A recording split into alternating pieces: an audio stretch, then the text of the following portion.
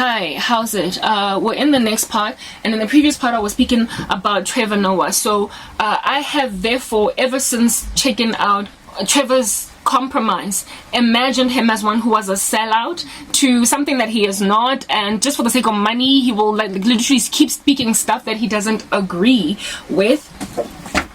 Sorry, actually no guys, I just don't have any privacy in this environment and everybody just watches me do what I do and I can't deal. I've closed the door slightly because my neighbors are just like, not so much eavesdropping, but who wants to be seen in the squalor at the back of their mom's house? So let them just go, and I'll open the door again to bring in more light. It's raining outside, as you can hear, so it might interrupt how you hear me, the acoustics of this, but that should not disturb you. Anyway, I stopped following Trevor Noah. Literally, I stopped watching him. I stopped. I was initially proud of his achievements in making it to the US, land of the free, and then like what he is now, I was like, I can't. So I literally just stopped watching Trevor Noah because I did not want to lose my respect for him more than I already had. He was just such a lovable guy that I literally did not want to lose what I felt about his work more. So I stayed myself. I did not want to hear Trevor sounding like CNN more and more, even though that was his job, because I knew, or at least felt deep in my core, that he's compromising because it's a job and he can't lose it and it's quite the excellent opportunity. It is what it is. So it's been literally a couple of perhaps years since I have listened to Trevor Noah or any commentary about him or what he's doing there in the US. I have stopped, even though I was a massive fan of the guy, been following his career from the time I was on the come up, just as he was on the come up. Like I said, we're the same age, all right? I stopped following Trevor. I'm sorry about the rain outside. It's gonna get a little bit loud, but we're gonna deal. Until yesterday, just yesterday, okay, I came across a short that was done by a conservative guy in the US, and the name of his short was "The Real Reason Why Trevor Noah Left the Daily Show." And I wanted to walk away from it, leave again, because I am deliberately avoiding anything about Trevor Noah because I don't want to lose more respect for the guy. But I clicked on it since he left the Daily Show, right? I clicked.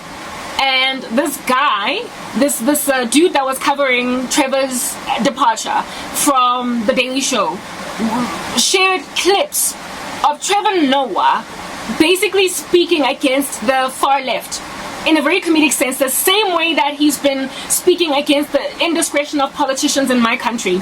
The Trevor Noah of old, essentially. The one that I knew in this country and how he spoke against our government. And he was just being honest, very neutrally so. He was commenting on the right agenda neutrally.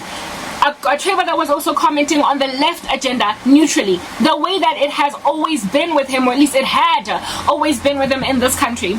He basically defaulted into his original state. And this guy was sharing a whole bunch of clips of this nature. One of them was where he was basically making a critique in the White House against Joe Biden's policies. And they all laughed at them, but you could tell that he was basically saying, Joe Biden, you're dropping the ball, in not so many words. At some point he even spoke about how if Donald Trump was in office still, he would not be getting ignored by the Saudis. They would not refuse to take his phone call. And this war in Ukraine would highly unlikely have happened if that old Donald Trump was still president. And he tried to do it in a comedic fashion. Nonetheless, the left probably was like, you hired this guy at your Daily Show and everybody likes him, but he's heavily influential now. Everybody has literally flocked to him. He is so famous that he's even dating Dua Lipa. This is what's good. A man that influential and that adored, we cannot have him speaking against the liberal agenda. So he gotta go. So his bosses, it is speculated by the conservatives and other people that just make any kind of political commentary, that Trevor did not just make a decision to leave, that Trevor was booted, literally, because he started to get comfortable. Essentially, the word that is correct right now, that is perfect, is comfortable. He got comfortable. He thought that we can't get rid of him because his ratings are spiking. No matter what rubbish he speaks, people are still listening to him. And he is changing the minds of the Democrats to recognize that perhaps they made a mistake by voting Joe Biden in. So literally from up tops of the White House, Trevor Noah has been booted off the Daily Show because he ceased being far left, or he ceased being strictly democratic and started being neutral in his political commentary based on what he was observing, and his neutrality was not appreciated because he had to be polarized. That was the condition for which he had to stay. And since he kept on releasing these Freudian slips and likely got given first a slip a slap on the wrist and then maybe like one little mild warning, it got to a point where the dude was just having so many Freudian slips that it was like, dude, clearly you can't buckle down, clearly you keep on vomiting your actual like opinions, and we didn't hire you to give an actual opinion that you have in your head. We hired you to vomit and regurgitate what we're telling you.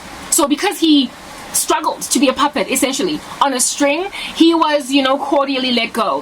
However, it had to look like he left, because that's just what he decided to do.